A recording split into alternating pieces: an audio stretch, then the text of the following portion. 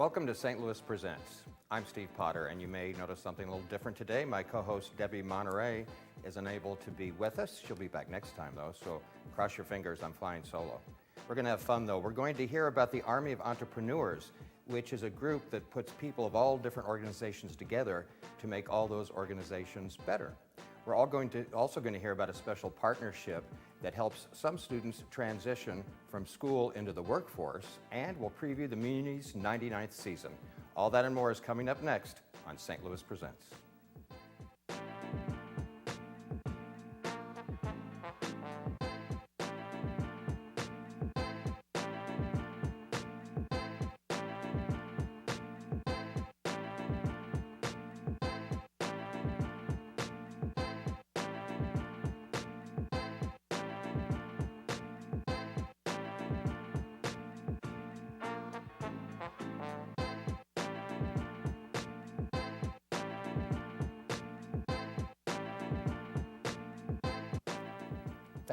Welcome to the program.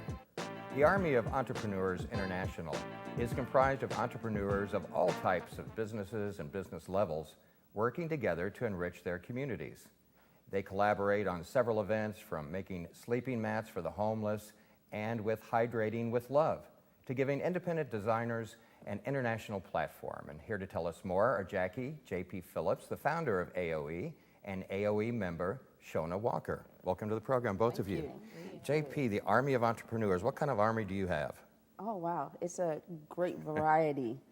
We have everything from inventors to graphic designers and everywhere in between. And why do you call it an army? Because we are an army. We are strategic. We are a force to be reckoned with, but we also serve and protect. And what you do is you're bringing business people from all different kinds of businesses together to help them with their individual needs? Absolutely, and by helping everyone with individual needs, we grow stronger together. We have members from Missouri, Illinois, Georgia, Texas, Kentucky, Nigeria, Italy, Florida, South Carolina. So we're one big hub, one big network of entrepreneurs who are enriching our communities one step at a time. So Shona, you're a member of this organization. What does that mean? Being a member just means that I'm here to provide a service for anybody that is affiliated with the Army of Entrepreneurs and just want help with fitness. So that's my area there. Yeah, tell me about your business. Well, what I really want to do is just help fitness with confidence, meaning obese women. I was once 400 pounds, and it was hard for me to get into the gym. Hold on, you were 400 pounds? Yes, I was, about 5 years ago. Wow. So it was hard for me to get into the gym and not worry about people looking at me or saying anything to me. Everybody all cute and tiny at the gym. And so I just really want to have a group of females where I can work with them to help them stay confident in themselves, but to push them to do what they need to do as far as their health, not worry about their surroundings. So did you first approach the organization looking for help? No, I didn't. I had this thing that everybody saw in me, and it was affiliated through Butterfly Soul. So JB came to me and thought it was something good. I really just liked working out, but later on I found out that fitness was something that I was really, passionate about. Right. Fitness is just one thing, JP, but you deal with everything from DJs to entertainers to what's the range of businesses that you work with? Oh, wow. We have designers, graphic designers. We have people who make promotional items. We have an inventor who created the best pocket square holder. We have authors. We have because like everyone said, needs DJs. a good pocket square holder. Absolutely. Right. Absolutely. So from caterers, you name it, we pretty much have it within the Army of Entrepreneurs. So people just come to you and maybe they don't even know what they need, or do they know what they need? You get a mixture of both. Some people come and say, I have no idea, help. And then there are some businesses and entrepreneurs that come and say, when it comes to marketing and branding, I don't know what to do next. So it really is a melting pot for the businesses altogether. So Shona, is there an area that you particularly concentrate on? The desserts. The area that she's talking about with catering, I mean, she has people that makes desserts and things in jars and all kinds. Can you give me an example, maybe a project you recently worked on? I do fitness at Total Body Beautiful. So that's a pretty solid ground for me. And my trainer got me certified in a bunch of things where I do different types of techniques like Pilates and stuff like that. So my area mainly deals with fitness, but because they have catering, I have to try to stay away from that. That must be rough. It is rough. JP, how did this all start for you? Where did you get this idea, and how did you get it off the ground? It started with just a bunch of businesses reaching out to me, wanting to have advice about one thing or another, and then realizing that I became the connector. I knew other businesses or people who provided services that could help them. So I figured, why not become a family? So within that family, we can help one another and help. And at the same time, we're helping one another bridge out into different networks as well. You've been involved with something. You mentioned Nigeria a minute ago. Yes. And you're involved with something called Design 6613? Yes. What's that about? Design 6613 is an international platform for independent designers. We call it Design 6613 because there's about 6,613 miles between the U.S. and Nigeria. My partner in this, her name is Blessing. She owns 360-degree Creative Innovative Hub in Nigeria.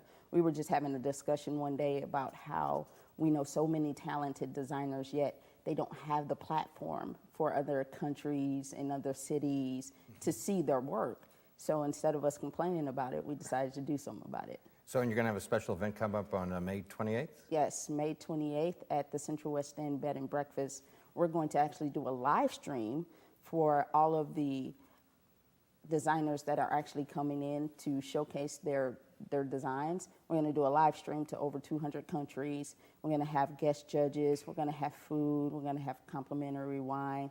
So all of the contestants get to see how people react in real time to their designs. And 5 of those U.S. designers will be displayed in Nigeria, and 5 Nigerian designers will be to the U.S. We just have a minute left, but I know you help all different kinds of people. I happen to, be in radio. That's my day job. And I know that you helped a radio person. I'm just curious, what were they looking for?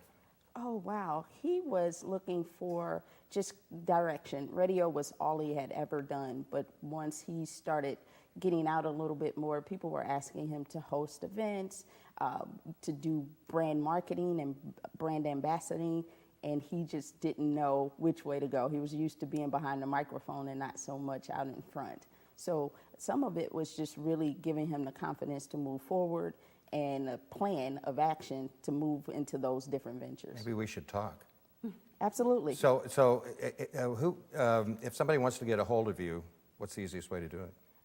Email. You can email me at jp@unheardmedia.biz.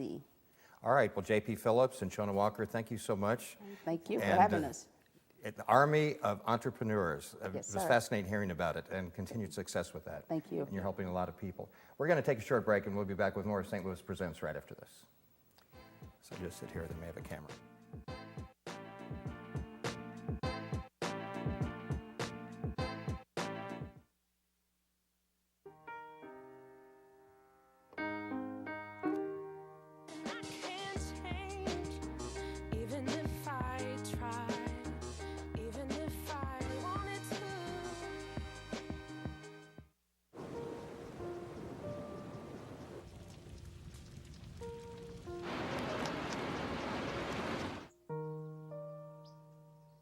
Don't wait.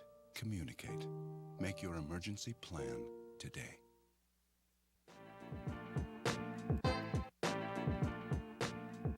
Welcome back. Joining me now are Erica Hughes, the CEO of Accent Group Solutions, and Kim Gettemeyer, a vocational skills program teacher for the St. Louis Special School District.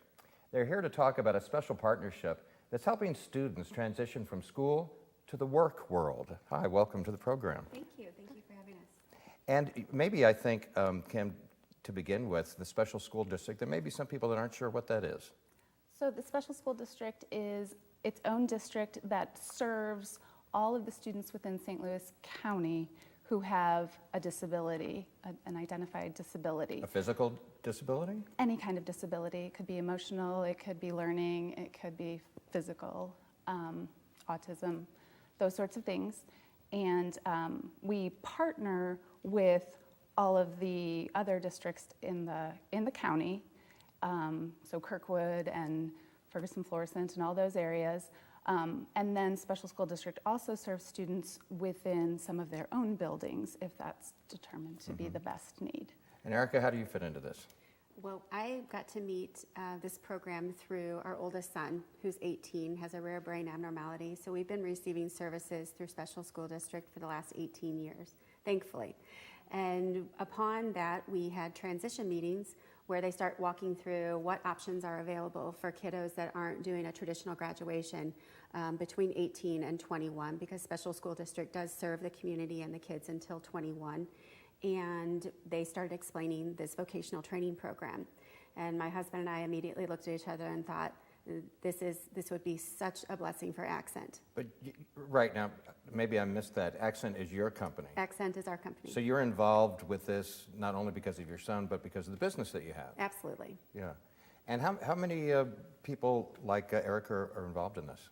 There are about 30 vocational skills program sites within the county. And then within those programs, I'm guessing maybe 8 or so students per site. And what would these special needs students, where would they be without an organization like this? And you can, I guess, speak firsthand to that.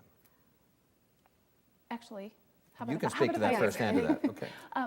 I think the idea for the students that come to our program, their team, their IEP team has decided, their individualized education program team has decided that they're really not ready for college or even community college or a training program. They're not ready to go into the workforce quite yet. They're not quite ready for an entry-level position. So our job is to get them ready for that entry-level position, and that might have to do more with that actually has a lot more to do with how do you interact with people in the workplace, how do you speak up for yourself, how do you know when not to speak up, how do you navigate and get around. And so really those are the kinds of things we're focusing on. And Erica, you said your son had been involved for something like 18 years? Well, he's 18 years old. He's 18 years old. Special School District, we found out at birth, and so we have been familiar in the Special School District system as well as our home school of Kirkwood. Well, where do you think your son would be now without involvement in with a special school district in this way? Oh, golly, that's Because it's earlier hard. you said, thank goodness they were there. Absolutely. So when you get hit on the head that you are diagnosed with a brain abnormality and your family is kind of turned upside down, you turn to people who are knowledgeable and know about how to integrate and how to include the special needs community into our community. And as Kim was explaining, the IEP is a process where parents, as well as the student, as well as all the therapists, teachers, get together and they really brainstorm what's the best fit for your family, what's the best fit for your son or daughter, where can we go, what are the potential outcomes, where do you see Gary fitting? So Gary's too disabled to participate in this group, but we felt very strongly that we can still do an outreach to our community and serve many families and many students. So Kim, it's really different for every student because everybody's different. That's the bottom line. And so you help these people in 3 ways, I think: in the classroom, in the work site, and in the community. True. Yes, that's exactly correct. So the community, we might be practicing good manners and appropriate, ordering at a restaurant, and then we will do a community outing to reinforce those skills and practice them in real life. What's Partners in Transition? Is that a program that you're working with?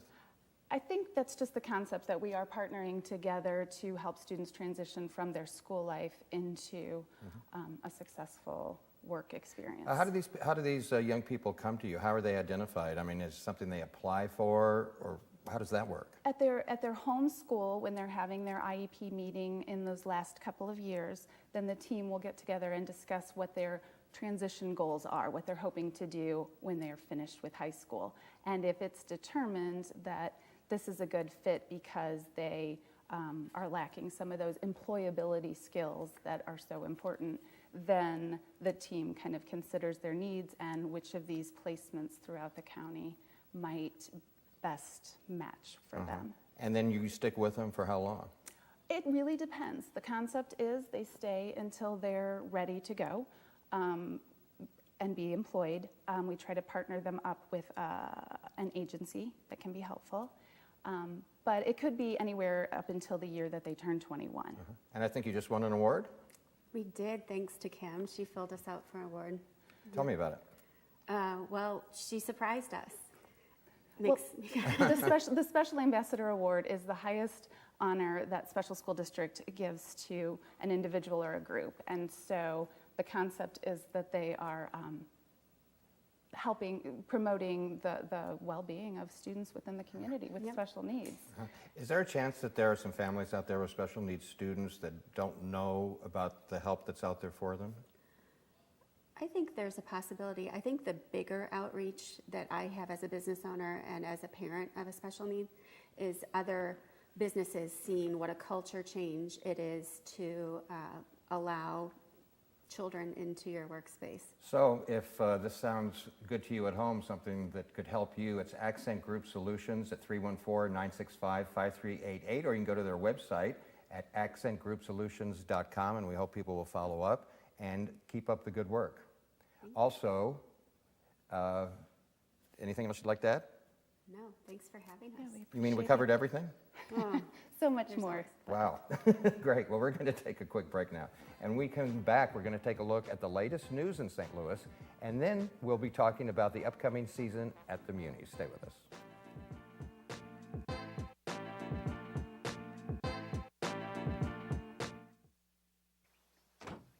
When they test you, stand firm and move only when you hear the seatbelt click that says they're buckled in for the drive. Never give up till they buckle up.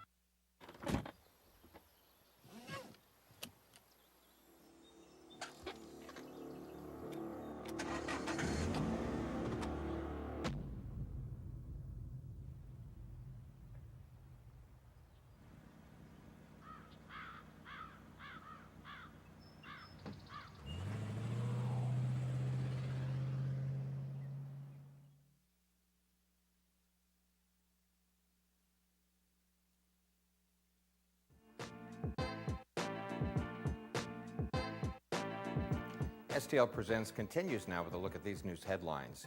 Mayor Francis Slay has named 7 members to serve on a newly created board to manage tax dollars set aside to assist the city's senior citizens.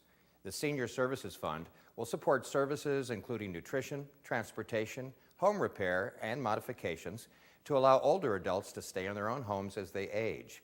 The fund is expected to generate about $2 million annually. The City of St. Louis joins 54 other counties in the state that have implemented a senior services fund.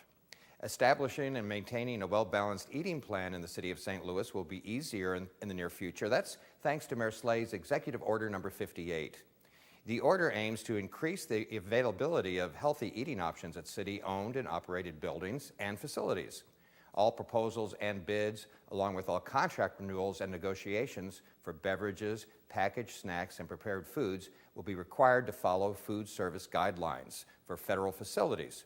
The order also addresses the potential for increased cost when selecting healthier options. To read the full order, visit stlouis-mo.gov. The City of St. Louis Street Department has begun installing new LED street lights along major corridors throughout the city. The new lights provide more uniform lighting distribution, eliminating dark areas on the roadway between poles and improving nighttime visibility and safety. The estimated savings from using the high-efficiency LEDs is expected to produce more than $150,000 annually, allowing the city to pay back the $1 million loan, that's $1 million loan, that was secured through the Energy Loan Program in less than 8 years. The Workforce High School has graduated its first 2 students. St. Louis Agency on Training and Employment partnered with St. Louis Public Schools to create the 24-hour high school in an effort to boost graduation rates. The school offers young adults 24/7 access to education membership, financial empowerment, and holistic case management services. Our cameras were there for the inaugural graduation, so let's take a look at a clip from that special day. Turning of the tassel signifies the transfer or removal from being a candidate to being a graduate.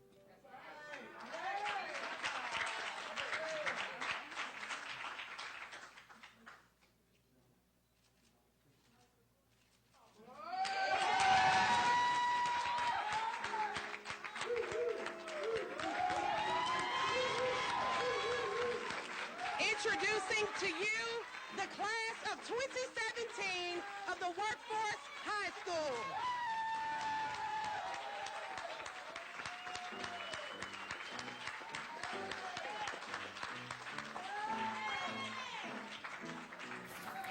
You can view the full Slate High School graduation video on our YouTube page. To learn more about this unique high school, visit stlworks.com. Joining me now is the president and CEO of America's largest and oldest outdoor musical theater. He's here to tell us what the Muny has in store for its 99th season. Please welcome Dennis Regan. Thanks for joining us, Denny. Hello, and I can call you Steve. Denny. I've known you long enough for that, Yes, right? you have, that's for sure. How are you? I'm just missing Debbie Monterey right now. You're doing a fine job, I'll tell you. You're covering all the bases. She'll be back with us. I've known you for a long time because, gee, how long have you been at the Muny? Oh my gosh, well, that's an interesting story because I started there when I was 16 years old. And Right. next year actually is going to be my 50th year at the Muny. Wow. So it's a long time. You've been there, you're celebrating your 99th season, so you've been there for half that time period. Next in 2018 we celebrate our 100th season in Forest Park, and that'll be my 50th Wow. year at the Muny. How does that make you feel? Very lucky, very fortunate to be able to do something that I have loved for that long. Not only you love it, Denny, it really is a tradition, not just for St. Louisans, but I mean, people come from all over the country to see the Muny. And I mean, I remember it back when I was young, back when you had the box seats, and nobody probably remembers that anymore. But Well, we still have the box seats. They're not configured exactly the way they were back in those days, but we still have those. And what's wonderful is we still have 350,000 people come out to the theater every year. 100,000 of them come absolutely free, which is something we're incredibly proud of through our free seats and our community relations programs. yeah, I wonder if people really realize how unique the Muny is. Not every big city has something like the Muny. They really don't. No, they don't, and we are the oldest and the largest in the country. And there used to be a lot more of us around. There is still one in Kansas City, but they used to be all throughout the country, and that's not the case anymore. Well, Denny, I'm really excited about your new season, which is getting ready to open, because there are some old favorites that I've seen before, and then there are some things that I haven't seen. In fact, you're ending with one that I'm dying to see. We'll talk about that a little bit later, but you're going to start off with an old classic, Jesus Christ Superstar. Yeah, it is. Well, yeah, it is an old classic, I guess, now. It was actually written, I believe, in the 70s, an Andrew Lloyd Webber show, which is one we've done a couple of times, but we haven't done it for quite some time, and that will open our season on July 12th. So that's going to be number one. Number two is our family show. We always want to put a family show into the mix, and Little Mermaid certainly fits that bill, and that'll open June 20th, and that runs through the 29th. So that's the show that's going to have 3 additional performances. That was a Disney. Was that a animated? That was animated, wasn't it? Little Well, it Mermaid? was animated, absolutely Yeah. it was. But then they did it on Broadway, and then the Muny did it about 5-6 years ago, maybe a little longer than that. But now we're bringing it back because it was so incredibly popular. After that, we're going to come in with another somewhat of a classic, and that's A Funny Thing Happened on the Way to the Forum. I remember that old movie. It was right? an old movie, yes, yes, you're absolutely right. And it's kind of a farce, and it's just a lot of fun, and there's some great songs in that as well. And then we're going to do a premiere, and that's all Shook Up. I was going to say, I'm not familiar with this one at all. Well, this is one that was on Broadway 3, 4, 5 years ago, maybe. I'm not sure exactly when. But what it is, it's based on the 12th Night as far as the story's concerned, but it uses all Elvis Presley music. There's a roustabout in it who comes in town, and of course there's a love interest and all that. It's So all Elvis music, all did you say? Elvis music. So it's that's gonna be a lot of fun. Well, thank you very much. Right? Yeah. I'll have to gotta tell you that. You have to snarl a little when you do that, though, Steve. Don't forget. How about the unsinkable Molly Brown? Well, that's an interesting one because we've done that show before, but this is what they call a revisal, because it has been revised, but it is a revival. So there's some new material that'll be in the show. It's actually going to be directed by Kathleen Marshall, who's an incredible director, and so we're really looking forward to this kind of a remake of the show. At the end of July, you bring a chorus line to the stage. That must be one. I would think that'd be really fun for actors to do because it sort of tells their own story. It does tell their story. I mean, apparently, as the story goes, these people were just gathered in a room and they did tell their story. And It's about an audition. It is. Yeah. And as a result of those stories that they told, they came up with this musical, which has some incredibly beautiful, beautiful music in it, not to mention the choreography. And the director choreographer we're using for this is Dennis Jones. He's done some incredible things for us. So his dancing is really athletic and really beautiful. Then in August, you close out the season with a show that I'm really excited to see because it was a big Broadway hit just a few years ago.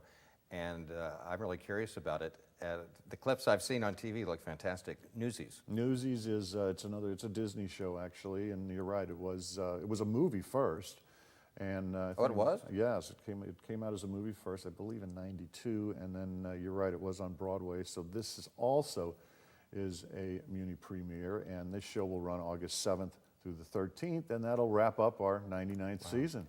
Denny, for those that don't know, maybe you should talk a little bit about the people that perform on your stage. You have a group of people that I guess we call Muny regulars that we usually see maybe every season and something, and you always bring in new people too. So who's exciting for you this season? Oh, we've got some great people coming in, but I think what's exciting is that what Mike Isaacson, who's our executive producer, what he does now is he really gets the prime talent that's in New York. I mean, Christopher Sieber, for example, is going to be in Jesus Christ Superstar. This is a guy who, you say Tony Award, and he's synonymous with that. I think he's had a few nominations at this point. And Mike just is able to land some incredible talent. Recently, we've used Heather Headley. We've had Jennifer Holliday. John O'Hurley's been on our stage. So all the casting is not completed yet for this year, but I know there's going to be some amazing stars on there. Yeah, well, what would you recommend as far as people getting ready for your season? I know you have season tickets. What are the options for people? Well, season tickets are on sale right now, and they will be until we open the season on June 12th. So you can buy all 7 shows, and you get a little discount as a result of doing that. And you can do that by calling 314-361-1900. Your website's always a good place to go. Website, of course, is always a good place to go. Beginning May 8th, single tickets will go on sale at that point from 9 to 5 out at the Muny box office, or you can call MetroTix at 314-534-1111, or go to Muny.org. And Muny.org is a good place to go because you do sometimes you do before show events and you have outreach programs, all sorts of things people could find out if they go to your website. Yeah, there's a lot of things. You're absolutely right. Before the shows, we have 2 stages going, especially the one on the east side of the theater. There's an awful lot of attractions there. So we encourage you to come out early. We have a new dining option over there as well. So you can come over. You can even get pizza beforehand. I'm there. Enjoy it. We'll look for you. Hey, and I like this thing you've been doing. I guess it's fairly new, where you take I think that's called Muny Favorites, where someone that you guys work with a lot does a show at the Sheldon. Yes, that's really neat. That has proved to be a really good time for us. You're absolutely right. We just did Nick Rodriguez, who's actually touring nationally in Sound of Music at this point. Right. Yeah, I talked to him on the radio about that. So that's right. That's right. Hey, listen, Denny. Looks like an exciting season to Muny. Thanks so much for sharing with us, and we'll see you under the stars, right? I'm going to look for you. Well, we hope you've enjoyed this episode of St. Louis Presents. We want to thank all of our guests today. Thank you for watching. And Debbie Monterey, she'll be back next time. We'll see you then. Bye-bye.